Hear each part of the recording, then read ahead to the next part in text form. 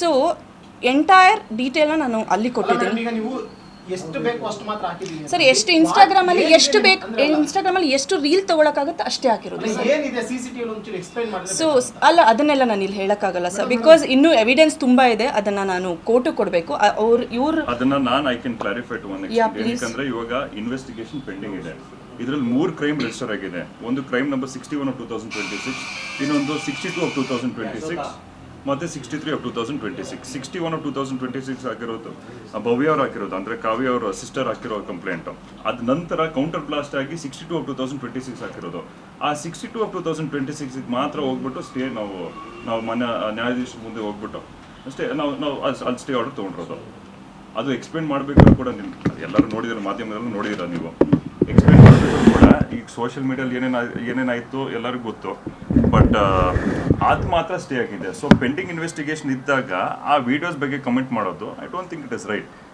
ನಾವು ಒಂದು ಪದ ಯೂಸ್ ಮಾಡ್ತೀವಿ, ಸಬ್ ಜುಡಿಸ್ ಅಂತ ಹೇಳ್ಕೊಂಡು. ಸಬ್ ಜುಡಿಸ್ ಇದ್ದಾಗ ವಿಡಿಯೋಸಲ್ಲಿ ಏನಿದೆಯೋ ಆ ವಿಡಿಯೋಸ್ ಎಲ್ಲ ಪೊಲೀಸ್ ಅಂದರೆ ಜೂರಿಸ್ಡಿಕ್ಷನ್ ಪೊಲೀಸ್ ಸ್ಟೇಷನ್ಗಾಗಲೇ ಕೊಟ್ಟಾಯಿತು, ಇನ್ವೆಸ್ಟಿಗೇಷನ್ ಆಫೀಸರ್ಗೆ ಕೊಟ್ಟಾಯಿತು, ಕೋರ್ಟಿಗೆ ಕೂಡ ನಾವು ಪೂರ್ತಿ ಹಾಜರು ಮಾಡಿದ್ದೀವಿ. ಸೊ ಅದ್ರ ಬಗ್ಗೆ ಕಮೆಂಟ್ ಮಾಡೋದು I don't think it is appropriate ಈಗ ಸದ್ಯಕ್ಕೆ.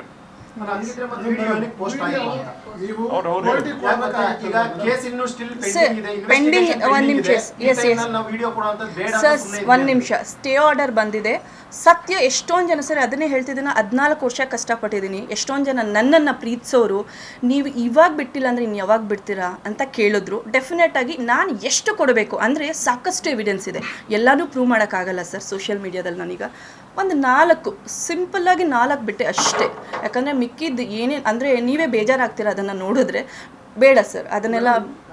ಎಡಿಟೆಡ್ ವಿಡಿಯೋ ಅಲ್ಲ ಅಂತ ಹೇಳ್ತಿದ್ರು. ಎಡಿಟೆಡ್ ವಿಡಿಯೋ ಅಲ್ಲ ಆದ್ಮೇಲೆ ಇದು ಪ್ರಚಾರ ತಗೊಳ್ಳೋದಿತ್ತು, ಕೋರ್ಟಿಗೆ ಕೊಡ್ಬೋದಾಯ್ತಲ್ಲ. ಕೊಟ್ಟಿದ್ದೀನಲ್ವ ಸರ್, ಅಲ್ಲ ನೀವು ನನ್ನ ಸೋಷಿಯಲ್ ಸರ್, ನಾನು ಈ ಇಂಡಸ್ಟ್ರಿಯಲ್ಲಿ ಇದ್ದೀನಿ, 100% ನನಗೆ ರೈಟ್ಸ್ ಇದೆ ಕೊಡೋದಕ್ಕಲ್ವ ಸರ್. ರೈಟ್ಸ್ ಇದೆ ಮೇಡಮ್, ನೀವು ಕಾನೂನು ಪ್ರಕಾರ ಸತ್ಯ ಏನಿದೆ ಅದನ್ನು ಪ್ರೂವ್ ಮಾಡ್ತೀನಿ ಸರ್, ಅಲ್ಲೂ ಮಾಡ್ತೀನಿ ಸರ್. ನನ್ನನ್ನು ಫಾಲೋ ಮಾಡೋ ತುಂಬ ಫ್ಯಾನ್ಸ್ ಇದ್ದಾರೆ ಸರ್. ನನಗೂ ಒಂದು ಇಷ್ಟು ಸಂಪಾದನೆ ಮಾಡಿದ್ದೀನಿ, ಅವ್ರಿಗೆ ಕೊಟ್ಟಿದ್ದೀನಿ ಸರ್. ಅದಕ್ಕೆ ಯಾಕೆ